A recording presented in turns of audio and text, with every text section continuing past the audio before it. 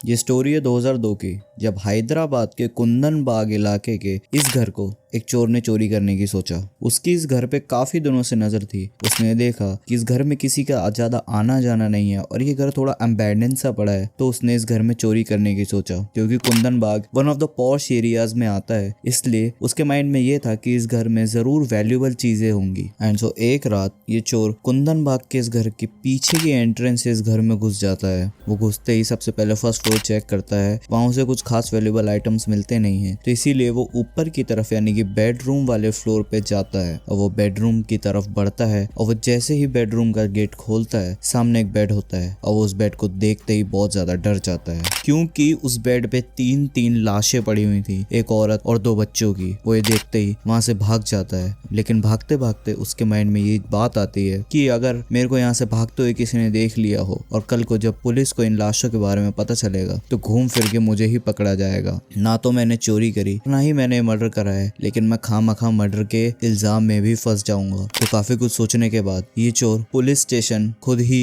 इस बात की रिपोर्ट देने पहुंच जाता है। जब चोर ने आके पुलिस को ये सारी बात बताई तो पुलिस को यही लगा कि ये चोर उस घर में चोरी करने घुसा था एंड इसने ही उन तीनों को मार दिया है। एंड आउट ऑफ गिल्ट ये इधर आके ये सब बता रहा है। पुलिस कुंदन बाग के इस घर पहुंचती है। यहाँ पहुंचते ही वो ये देखते हैं कि लाशों में से तो बहुत ज्यादा बदबू आ रही है, तो उन्हें लगता है कि इस चोर ने इन तीनों को कुछ दिन पहले मारा था और वो अब आके पुलिस में गवाही दे रहा है। And like any usual murder scene, police वाले इन तीनों लाशों को फॉरेंसिक के लिए भेज देते हैं। पुलिस वालों के पीओवी से ये केस काफी ज्यादा सॉर्टेड है। ये चोर इस घर में चोरी करने घुसा और इसने इन तीनों को मार दिया और अब आउट ऑफ गिल्ट आके पुलिस स्टेशन में इसने इनकी रिपोर्ट कर दी। बट फॉरेंसिक की रिपोर्ट आते ही ये पूरा का पूरा केस पलट जाता है। फॉरेंसिक की रिपोर्ट आती है और उस रिपोर्ट में ये लिखा होता है कि ये तीनों के तीनों यानी कि माँ और ये दोनों बेटी पिछले 3 महीने से मरे हुए हैं और इनकी मौत पॉइजन की वजह से हुई है। 3 महीने तक 3 लाशें एक घर में बंद रहीं एंड किसी को पता भी नहीं चला। एंड सो कुंदन बाग में पुलिस की गाड़ियों का आना जाना शुरू हो गया और कुंदन बाग के लोग भी इस चीज में इंटरेस्ट लेने लगे कि आखिर हुआ क्या है। एंड इवेंचुअली पुलिस की पूछताछ भी शुरू हो गई।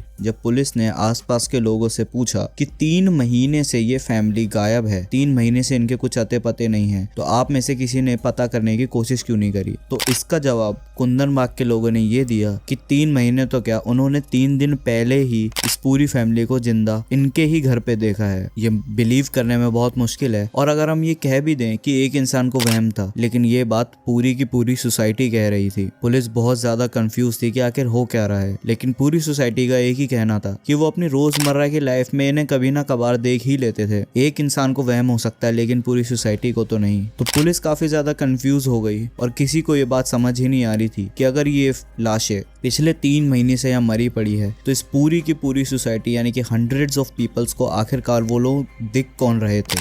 आसपास के लोगों ने ये भी बताया कि ये माँ और बेटियां काफ़ी ज़्यादा अजीब थे। एंड अजीब से मैं कहूँ, ये लोग काफ़ी ज़्यादा मिस्टीरियस थे। ये लोग ना किसी से मतलब रखते थे, हार्डली ही कभी बाहर निकलते थे। इनके यहाँ किसी का आना जाना नहीं होता था, ना ये किसी के यहाँ आते जाते थे। एंड टिल डेट पुलिस के पास कोई भी लॉजिकल आंसर नहीं है कि अगर 3 महीने पहले ये माँ बेटी मर चुके थे जिनकी लाश इन्हीं के घर में थी, तो पिछले 3 महीने से इस पूरी कॉलोनी के लोग को आखिर दिख कौन रहे थे। ये केस आज भी फाइल्ड है, लेकिन ये मिस्ट्री आज तक सॉल्व नहीं हो पाई है। ये सीन 2002 में हुआ था और 2002 से आज तक कुंदन बाग का ये घर इसीलिए फेमस है। सब लोग कहते हैं कि कुंदन बाग का ये घर हॉन्टेड है।